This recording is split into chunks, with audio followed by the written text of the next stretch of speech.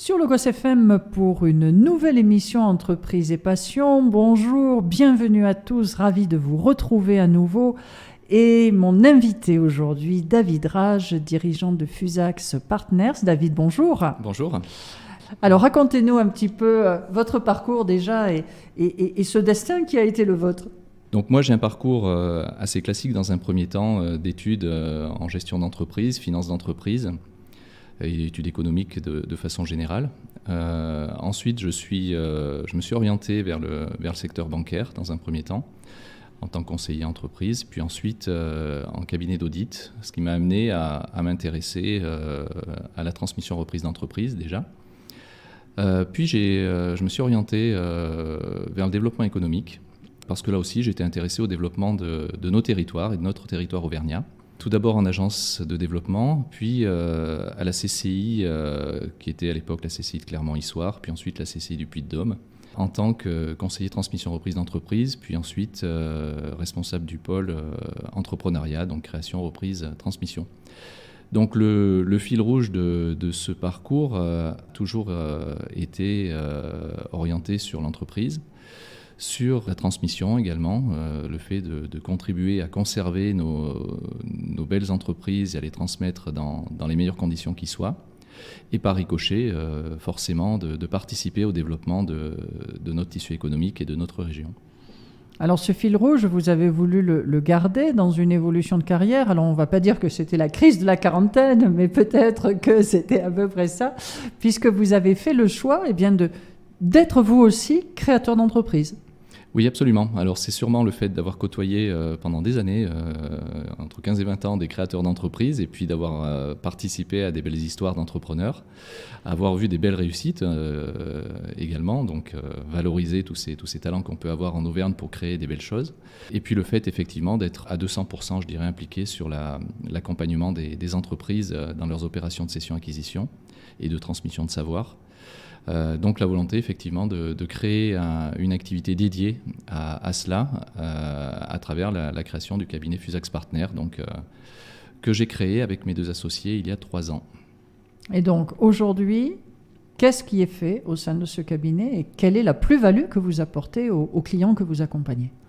Alors la volonté, c'est d'apporter les compétences de ce cabinet auprès des entreprises qui n'ont pas forcément accès à un accompagnement structuré en termes de cession-acquisition. Un chef d'entreprise qui décide de vendre son activité, c'est quelque chose qu'il n'a jamais fait généralement. Très souvent, ce sont des chefs d'entreprise qui ont créé eux-mêmes ou qui ont éventuellement repris. Mais c'est souvent l'opération d'une vie quand même de vendre son entreprise.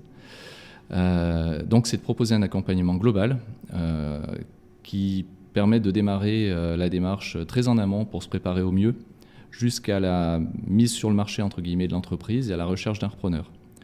Très souvent, les chefs d'entreprise, quand on a forcément un événement qui fait qu'on souhaite vendre son entreprise, et à partir de là, le premier réflexe d'un chef d'entreprise, c'est qui va reprendre ? Il me faut un repreneur, là tout de suite, maintenant.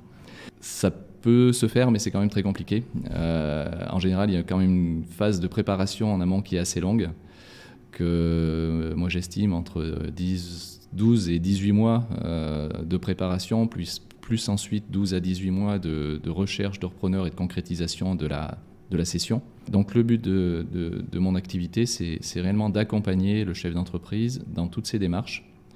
De la stratégie de cession, qu'est-ce que je vends, comment je le vends, quel type de repreneur je dois intéresser, la valorisation de l'entreprise à mettre en relation avec les problématiques fiscales et les problématiques patrimoniales du chef d'entreprise, et ensuite effectivement la démarche de recherche de repreneurs et l'accompagnement dans toute la mise en relation avec des repreneurs potentiels jusqu'à arriver à la bonne personne et à concrétiser la cession-acquisition. Alors maintenant, avec ces 3 ans de recul,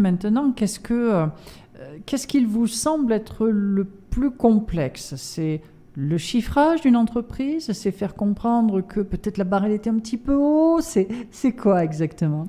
Alors le chiffrage, c'est effectivement assez complexe. Ceci dit, c'est quand même quelque chose d'assez mécanique finalement. Le plus complexe, effectivement, par contre, c'est de se mettre d'accord avec le chef d'entreprise sur le prix de vente de son activité en fonction du chiffrage qui a été réalisé. Donc ça, c'est un premier niveau de complexité. Et après, donc avec le recul, je trouve que ce qui est aussi compliqué, c'est de faire comprendre au chef d'entreprise qu'il va falloir quand même se mettre un peu à nu dans les relations qu'il aura avec des repreneurs potentiels, parce qu'un repreneur, il ne va pas acheter quelque chose qu'il n'arrive pas à percevoir, à comprendre, à valoriser. Donc il faut que le chef d'entreprise se mette à sa disposition et accepte justement de se dévoiler pour qui prouve que son entreprise est attractive et que le repreneur soit tout à fait rassuré sur l'activité de cette société. Alors vous en avez accompagné un grand nombre déjà au fil des ans. Comment vous pourriez nous illustrer, nous donner quelques exemples, alors sans dévoiler de secrets de fabrication bien sûr, mais surtout pour que ça illustre, que ça incarne ce qui peut arriver et comment justement on peut essayer d'éviter les écueils qu'il peut y avoir. Alors, exemple d'entreprise à accompagner, effectivement, très belle entreprise, chiffre d'affaires en croissance, carnet de commandes très important. Par contre, pyramide des âges des salariés, donc je parle d'une entreprise qui avait 8 salariés. On est dans le domaine de la menuiserie et des agencements intérieurs, donc une entreprise qui a besoin de salariés avec un certain niveau de technicité. Donc la société en question avait effectivement 8 salariés, mais plutôt en phase de passer la main eux également, parce qu'ils étaient du coup un peu de la même génération que le chef d'entreprise. Le chef d'entreprise, ça c'est peut-être un défaut qu'ont certains chefs d'entreprise, c'est de recruter un peu des clones d'eux-mêmes, des alter ego. Voilà, donc on se retrouve dans des phases de session avec des chefs d'entreprise qui ont 60, 62 ans, voilà, qui sont en fin de carrière, mais parfois avec des salariés qui ont le même profil. Donc là, c'est compliqué, parce qu'un repreneur, il va falloir qu'il gère les départs en retraite qui vont arriver après la reprise. Il va falloir qu'il gère le recrutement de nouveaux salariés, avec parfois des compétences qui vont partir en bloc. Parfois, 2-3 personnes vont s'en aller avec un vrai savoir-faire. Donc ça, le volet ressources humaines, pour illustrer, c'est un volet très important dans la préparation d'une session d'entreprise. Il faut absolument que le chef d'entreprise s'attache à avoir une pyramide des âges toujours équilibrée et en permanence chercher à former et avoir une équipe homogène qui puisse continuer même sans lui. Mais si on arrive au bout de la session et que ce n'est pas le cas, qu'est-ce qu'on fait dans ce cas-là ? On s'adapte après. On s'adapte. C'est comme une entreprise qui n'aurait pas suffisamment investi. On va devoir forcément faire de gros investissements après la session. Une entreprise qui aurait un peu oublié de faire de la communication et du coup qui aurait un chiffre d'affaires en décroissance. Tout ça se traduit par des montants financiers à investir en complément du prix. C'est là où effectivement il peut y avoir un décalage entre un chef d'entreprise qui pense que son entreprise a une certaine valeur, et il a raison en tant que tel, et un repreneur qui va se projeter, lui, dans ce qu'il va pouvoir faire de cette entreprise. Alors si effectivement la pyramide des âges est déséquilibrée, si les investissements n'ont pas été faits, si le chiffre d'affaires n'a pas été développé suffisamment, et donc que l'entreprise est en train tout doucement de ralentir, pour le repreneur, ça va forcément être des investissements complémentaires à réaliser. Donc on chiffre et on essaye de faire un montage financier qui permet de couvrir l'ensemble. Rien n'est infaisable, mais il faut l'anticiper. Est-ce qu'on a vécu une année difficile dans le cadre des reprises d'entreprise ? Alors oui, quand même, on a vécu une année quand même économiquement difficile qui a déstabilisé plein de choses, y compris le marché de la cession reprise d'entreprise, sur les valorisations des entreprises, sur les prévisions aussi de croissance ou de développement de ces entreprises. Donc une année compliquée, forcément. Après, on a des secteurs qui s'en sortent plutôt pas mal. Le secteur du bâtiment, par exemple, certains secteurs industriels. Par contre, on a effectivement d'autres activités qui sont en souffrance actuellement. Du coup, voilà, on a un marché qui est un peu bizarre, qui est un peu déséquilibré, à la fois des entreprises qui vont bien et à la fois des entreprises qui se trouvent dans des situations plus difficiles. Et en face, par contre, des acquéreurs qui sont en recherche d'opportunités également, d'entreprise à reprendre, parce qu'on sait que une crise comme celle-là peut être déclencheur aussi pour un chef d'entreprise en activité qui va se dire je vais peut-être vendre maintenant avant éventuellement que ça aille plus mal, ou ça va me prendre beaucoup de temps pour lancer mon activité et je préfère vendre maintenant. Donc c'est une période compliquée, mais qui fait beaucoup bouger le marché aussi. Et alors, est-ce que justement cette période de crise sanitaire et d'enfermement que l'on a vécue a fléché sur l'Auvergne ou vers l'Auvergne des repreneurs potentiels que l'on n'aurait pas forcément vus dans d'autres cas? On parle beaucoup de venir vivre à la campagne, de quitter les centres-villes. Est-ce que ça a eu un impact dans le cadre des reprises d'entreprise? Oui. Clairement, oui. Moi, je constate, j'ai des contacts, peut-être 1 ou 2 contacts par semaine avec des personnes qui sont extérieures à la région, très souvent en région parisienne, qui ont fait des belles carrières, soit dans des grands groupes en tant que salariés ou dans d'autres activités, qui ont même parfois eu des entreprises, et qui souhaitent changer de vie, en fait, qui souhaitent changer de vie et pour changer de vie, je pense que l'Auvergne a plein d'atouts. Et effectivement, réellement, je le constate, moi. J'ai vraiment très régulièrement des repreneurs, des acquéreurs potentiels qui me contactent, qui sont en recherche d'entreprise.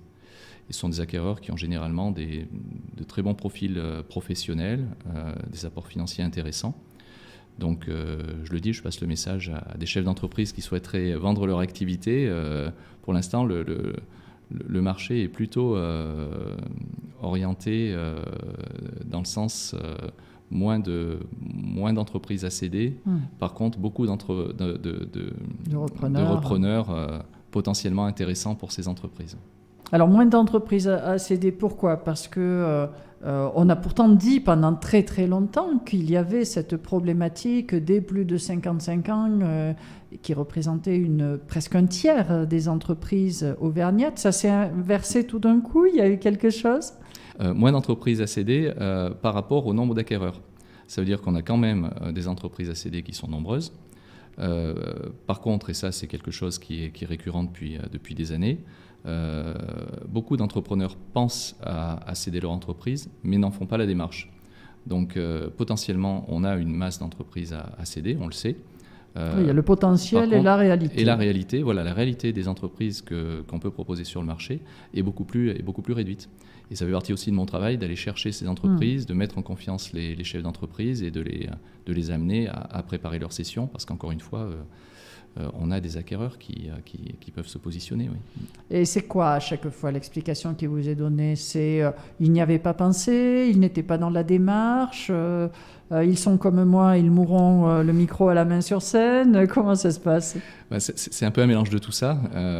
C'est leur vie. Hein, voilà, il y a un côté humain, un côté affect avec leurs entreprises qui est très important. Et du coup, il y a aussi le côté un peu, c'est un peu le corollaire de la passion qu'a un chef d'entreprise pour son activité. Il y met tellement de passion qu'il a du mal parfois à prendre du recul et à se dire, bon, il faut que je me pose, il faut que je regarde comment je peux vendre cette activité et que je m'organise pour cela. Et ça, ça prend un peu de temps, il faut aussi la volonté de le faire. Donc c'est quelque chose aussi qui va parfois ralentir la démarche. Oui. Alors, je vous propose que l'on marque une petite pause sur Logos FM, David, et nous nous retrouverons dans quelques minutes. Ne quittez pas l'antenne, on va aborder une deuxième partie qui est un petit peu essentielle et qui est aussi le financement de toutes ces transactions. Ne nous quittez pas sur Logos, je vous retrouve dans quelques minutes. Vous êtes restés avec nous, je vous en remercie dans cette émission Entreprise et Passion, aujourd'hui avec David Rage, dirigeant de Fusax Partners. Alors David, on évoquait ce lien que vous êtes entre les repreneurs et les cédants potentiels, mais tout ça quand même, ça passe aussi par un moment où on met les espèces sonnantes et trébuchantes sur la table. Alors comment est-ce que vous allez contribuer à bâtir ce plan de trésorerie et ce financement? Alors là, ça fait partie de mon rôle, effectivement, en tant que conseil et qu'intermédiaire en cession-acquisition. Donc, on a parlé du dirigeant qui doit valoriser son entreprise au juste prix. Ça, c'est la première chose pour pouvoir mobiliser des financements dans le cadre de la reprise de cette société. Et ensuite, côté repreneur, donc accompagnement également proposé pour les acquéreurs, soit personnes physiques, soit entreprises qui cherchent à faire de la croissance externe. Dans le cadre de montages financiers qui vont s'orienter sur deux grandes actions. La première, c'est l'ingénierie financière, donc le montage financier de l'ensemble des acteurs du financement qui vont se mettre autour de la table pour financer l'opération de reprise. Donc là, on peut citer bien sûr les réseaux bancaires, on peut citer la Banque publique d'investissement, qui est vraiment un acteur essentiel en termes de financement direct et de garantie pour les financements bancaires. On peut citer les fonds d'investissement qui se mobilisent de plus en plus sur de la reprise d'entreprise. Donc les fonds d'investissement, ce sont des fonds qui collectent l'épargne de certaines personnes, de particuliers ou d'institutionnels ou d'entreprises, et qui ensuite vont les réinjecter dans l'économie du territoire. On peut parler aussi, bien sûr, des aides publiques, que ce soit les aides de la région Auvergne-Rhône-Alpes, par exemple, ou les aides des différents réseaux d'accompagnement, comme le réseau Entreprendre ou le réseau Initiative, qui sont des réseaux de chefs d'entreprise qui apportent aux repreneurs d'entreprise des financements qui lui permettent de faire levier sur les financements plus classiques, comme par exemple les financements bancaires. Ces fonds propres, en plus, ont un effet levier qui est très important sur notre territoire. Oui, ces fonds sont très présents sur le territoire auvergnat.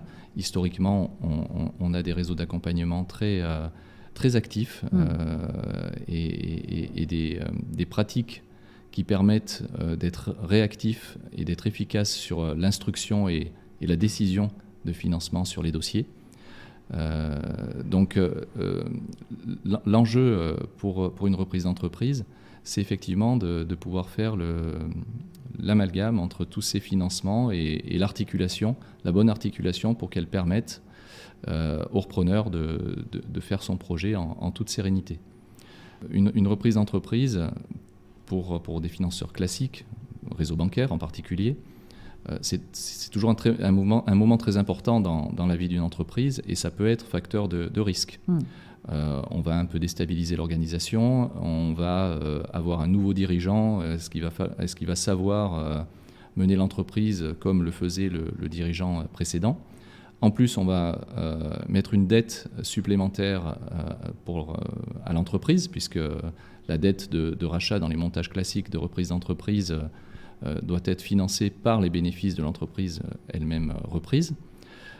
Donc tout ça fait qu'on est dans un moment un peu particulier. Et très souvent, c'est vrai que les acteurs bancaires sont très heureux de trouver d'autres acteurs publics ou réseaux d'accompagnement pour venir conforter le financement et quelque part les rassurer également, faire une analyse aussi différente du dossier de financement, de manière à pouvoir boucler ce type de projet. Mais ce sont des projets assez complexes, là aussi, qui prennent du temps. Donc il faut aussi là que le cédant et l'acquéreur fassent preuve de patience, parce que voilà, c'est compliqué de mettre tous ces gens-là autour d'une table et surtout de leur faire prendre la décision qui va dans le bon sens.